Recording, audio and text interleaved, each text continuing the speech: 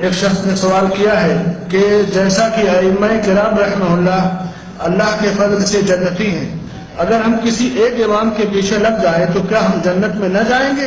کیونکہ جو علمی تحقیق انہوں نے کی ہے ہم تو نہیں کر سکتے۔ ڈاکٹر صاحب حفظ اللہ اس کا جواب دیں گے۔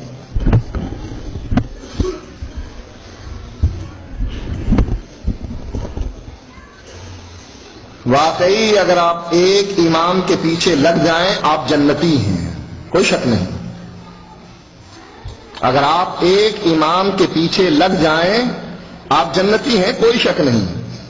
لیکن وہ امام، اس کا نام محمد الرسول اللہ، جو فرماتا ہے من اتانی دخل الجنہ، جنت دینے کا سرٹیفکیٹ محمد الرسول اللہ صلی اللہ علیہ وسلم کے پاس ہے۔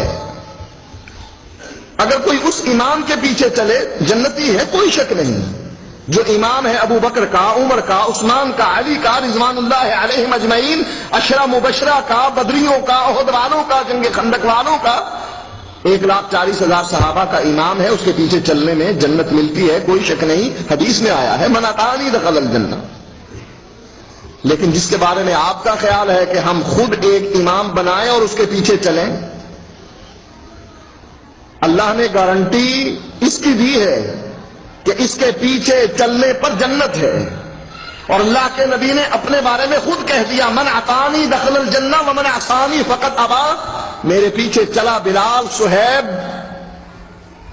اور باقی صحابہ جنت میں گئے، اور میری راہ سے اختلاف کیا میرے اپنے چچا نے، ابو طالب نے، آپ نے فرمایا میرا رب اس کو جہنم میں آگ کے 2 جوتے پہنائے گا، اس کا جسم محفوظ ہوگا آگ سے، لیکن ان 2 جوتوں کی وجہ سے اس کا دماغ ایسے کھولے گا جیسے چولہے پر ہنڈیاں کھولتی۔ اس امام کے پیچھے چلو جنت ملے گی، حقیقت ہے، کتاب و سنت کہتی ہے۔ لیکن جس کے بارے میں تم کہتے ہو کہ اس کی تقلید کرنا، اس کے پیچھے چلنے میں جنت ملتی ہے، کس نے کہا؟ اس کے پیچھے چلنے میں جنت ملتی ہے، قرآن میں ہے، حدیث میں ہے۔ اس کے پیچھے چلنے پر جنت ملتی ہے، کس نے کہا؟ کوئی دلیل تو ہونی چاہیے نا۔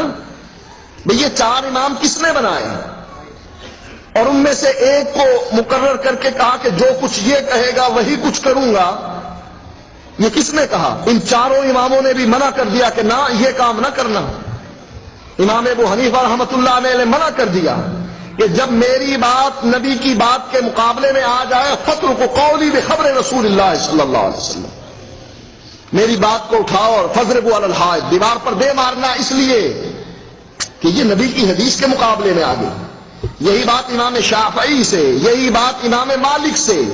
امام مالک فرماتے ہیں مسجد نبوی میں درس دیتے ہوئے ہر آدمی کی بات کو رد کیا جا سکتا ہے سوائے اس قبر والے کی بات، اور یہی بات امام احمد فرماتے ہیں کہ میری تقلید نہ کرنا، اوزائی کی نہ کرنا،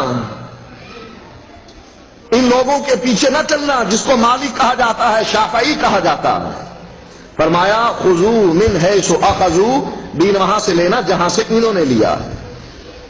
دین کا سرچشمہ یا کتاب ہے یا سنت ہے، ان 2 چیزوں کو 4 اماموں نے کہا کہ ہماری تقلید نہ کرنا۔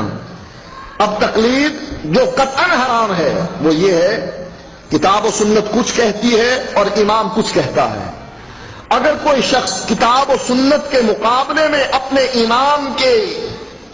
امام کی بات اور اس کی آراء کو ترجیح دیتا ہے، اللہ کی قسم ہے کہ یہ انسان کبھی جنت میں نہیں جائے گا۔ سن لیجئے بات، جو آدمی کتاب و سنت کے مقابلے میں اپنے امام کی بات کو ترجیح دیتا ہے وہ آدمی کبھی جنت میں نہیں جائے گا۔ کیوں؟